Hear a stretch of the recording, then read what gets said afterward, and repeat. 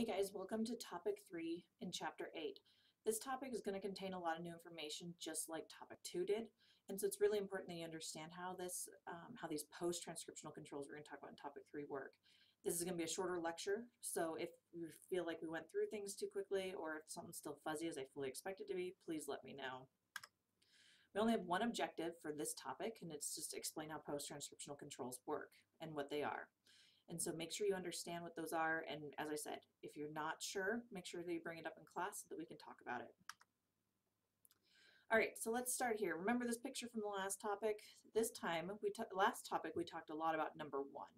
This time we're going to talk a lot about number 5.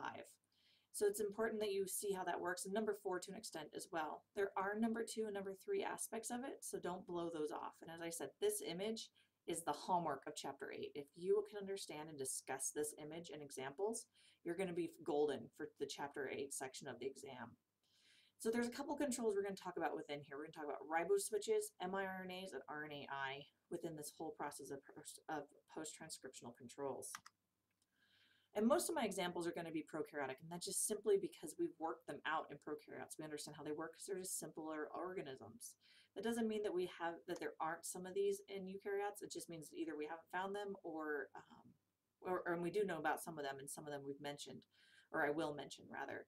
But these examples are all prokaryotic examples here. And so you can see that we have 4 main post-transcriptional controls in mRNA that the cell will use. And the first one of these is just a simple repressor, just like we talked about with the tryptophan operon in the last topic. A repressor will sit on that start codon and prevent the ribosome from binding to it and transcribing it. The next one has a temperature increase. What happens when temperature changes from an optimal to a suboptimal temperature, the mRNA will actually change shape. And what this does is it prevents the ribosome from once again binding to the DNA or to the RNA, and then transcription can't happen, or translation can't happen rather.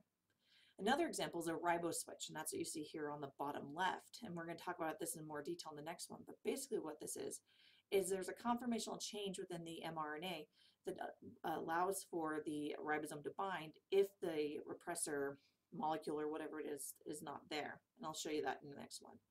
And then the last one here is an example of mRNA, and we're going to miRNA or siRNA. There's a lot of different names for it, but microRNAs.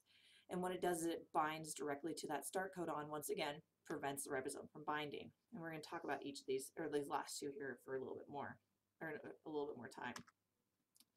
So the first of these are those riboswitches. What happens is there's this extra segment of RNA that's bound to the mRNA, and when there is a item or a small molecule bound, so in this example guanine, when it's bound to this sequence, the polymer or the ribosome can't bind, or in this case, in this picture, the polymerase won't bind to make more of the gene.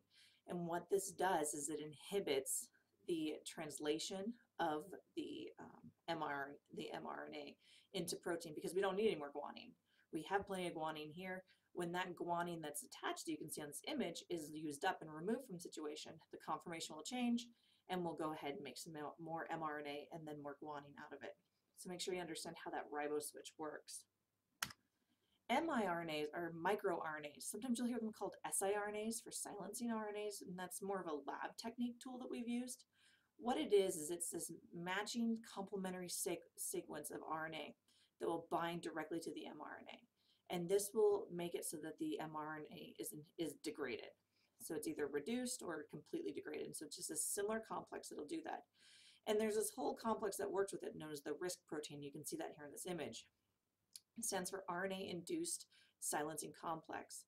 And what it does is it binds with that miRNA, finds the target DNA or the target mRNA, and breaks it down or inhibits that translation. So that's how miRNAs work. mRNAis are RNA interferences, and they're just like miRNAs, except for they're not natural to the cell necessarily. We will introduce them to the cell. These are those siRNAs I was talking about. We use them in research to help degrade them, and this is an example of my research, is that I use this to degrade the mRNA product so that the proteins I want to be knocked down in a cell are no longer produced. So this is just an example of how we can utilize this tool in the lab.